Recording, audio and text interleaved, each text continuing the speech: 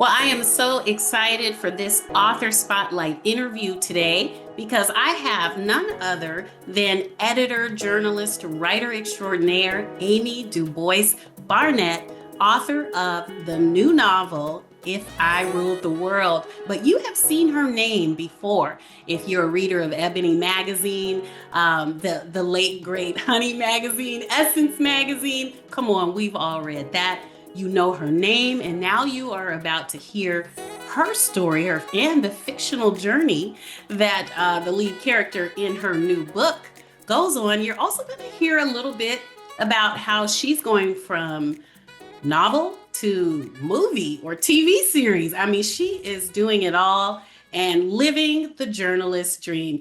Amy, welcome to my platform. I appreciate you for having me. Thank you for the intro. Well, I don't know where to start because I love great books. Take me away to a different place, a different world where some of the political drama going on in the workplace, in the nation's capital, in the world isn't happening. But tell me about what's going on with this new book that Black women want to read and want to dig into. I appreciate you.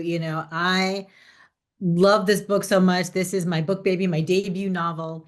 And it's set in New York City. And it's set in New York City in late 1990s, early 2000s, at the intersection of the music industry at its absolute sort of height of power, the magazine industry in its heyday, and also fashion, a little bit of fashion in there as well. And in the book, we're going to follow a Black woman named Nikki Rose, who is not coming of age because she's 29 when we meet her, but she's coming of power inside of those influential institutions where things like glamour and romance and friendship and yes, sex coexist alongside misogyny and racism and danger because this is one of the most culturally important moments in our history. But it's also, as we've been learning on in the news and on TV with the reckoning that's happening in the music industry, it was a very perilous time to be a woman. So we are watching our protagonist, Nikki, as she navigates all of those dangers and really struggles to find her voice while holding on to her very soul. This has some parallels to your journey. Tell us about working in New York City, working at magazines during the height of its heyday. When there was no Instagram, YouTube, the voice of the Mhm. people really was through these Black women magazines. Many of them you were at the helm of. Yes, this is true. And that was a very elegant way of saying, is it your story? I appreciate that. I mean, I have been very fortunate, in that I have had a 20 plus career in media in which I've been able to represent the Black community, Black women. But I have to say, I was really fortunate to kind of cut my teeth as an editor and as a woman.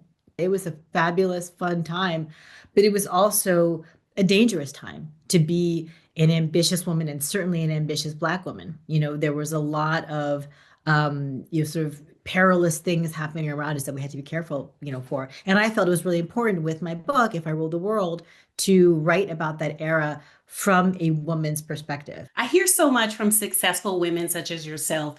Enjoy the journey, or this might be the most amazing time of your career. Take it all in.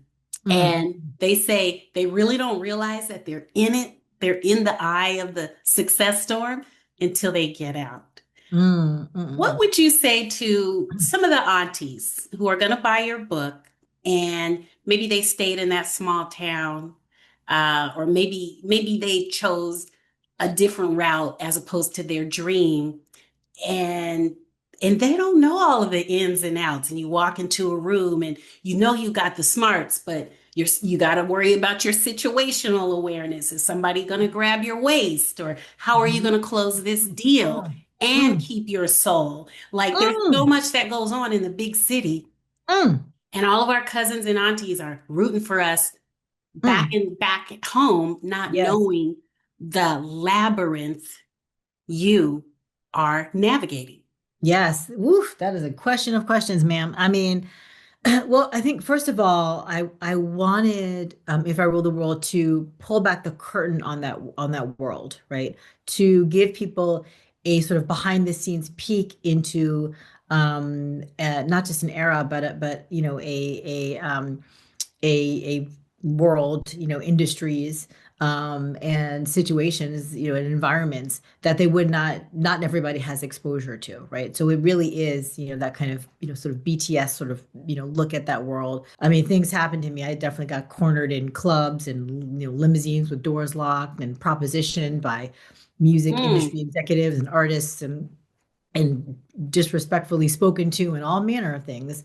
But I came out of that era pretty unscathed. But I know a lot of people who didn't. So I think that for the aunties and folks who haven't touched this life, this is really going to be like a peek behind the curtain at something that is glamorous and nuanced and perilous all at the same time. I can't wait. I can't wait to read it because when I see somebody like you look beautiful, by the way. You look healthy, Mm. but you just look like well taken care of. So that's and when I watch these hip hop documentaries and I see people with this peace about them, I say, "Oh, they went somewhere, took care of themselves, the Mm. industry didn't bring them down." But I Mhm. do see the people in the documentaries and you Right. can tell like it's been rough, and I think that's Right. what you're talking about. That's exactly. I mean, this book is a love letter to New York City, to magazines, clearly, to music. It really is. And it's also a love letter to the friends that I had in the era, some of whom who made it out and others who did not make it out unscathed, And so I really wanted to represent those women and what it felt like. Last question for you. This is really exciting. We're going to bring it up a notch. Your book is being turned into a Hulu series. Tell us more about So that. I'm so excited. When I wrote this book, I could see it play out in my mind, right? Like all of the scenes, like when you read the book, you'll see it's very cinematic. There's a lot of like texture details. So you really feel, I hope you really feel like you're in the era, in the rooms, you smell them, you see them, there's like tech, there's all sorts of sort of detail. So I could see them play out in my mind. And I always knew I wanted this book to be on a screen.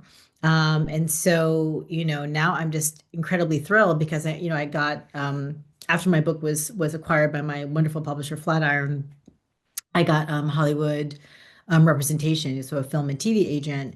And very long story short, a Hollywood executive read it, loved it, gave it to Lee Daniels, who read it and loved it. You Oscar nominated Lee Daniels, right? And now, we created a pitch and sold it. So now, he and I are in development for the television adaptation of If I Ruled the World at Hulu. Holy crap. Let's just pause on Right. Lee Daniels. I I was mean, excited about Hulu, but like Lee Daniels? well, because there's a lot of empire, right, in the Yes. book, right? It's sort of like, you know, it's like, Devil Wears Prada meets Empire, meets the morning show, meets like Sex in the City meets the other black girl, you know what I mean? Like meets Insecure, meets Brown Sugar. It's kind of like that vibe. Amazing. Well, Amy, I can't wait to read the book and then I'm going to binge on the series. And, but tell people where they can buy the book, where they can support you best, because right now, people, we need to be supporting each other. This is not the time Mm.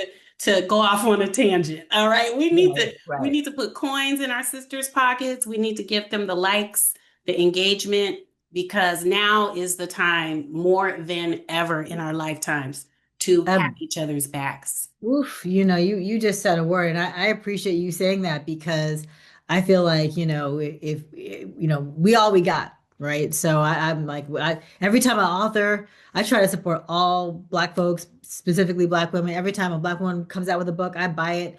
Just, even if it's on a topic, I'm like, I don't even dogs, I'm like, whatever, that's true. I'll buy it, because I'm just trying to support. So if I ruled the world.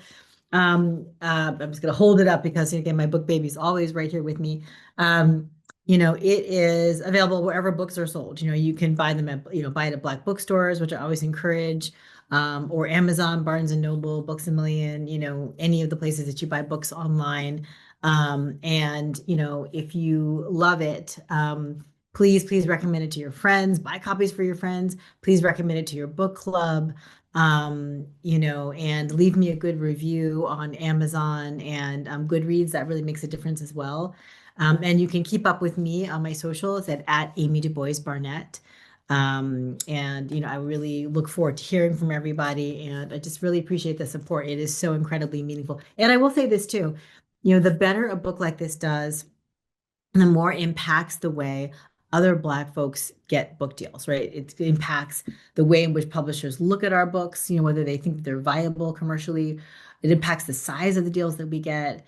And so I'm obviously I've got personal goals around my book. I want to be successful, of course, as a novelist, but I also want all of us to be successful. Like this is a matter of all of us pulling together and supporting each other as a community. So I appreciate it. Well said. Thank you so much for coming on the podcast, on the Glow Show, inspiring people and sharing your light. I just appreciate your time, and listen to what the lady said. Go buy the book, download it, follow, like, subscribe. Only good things can happen when you support people who are like yourself. I appreciate you, sis. Thank you so much for having me. You're welcome.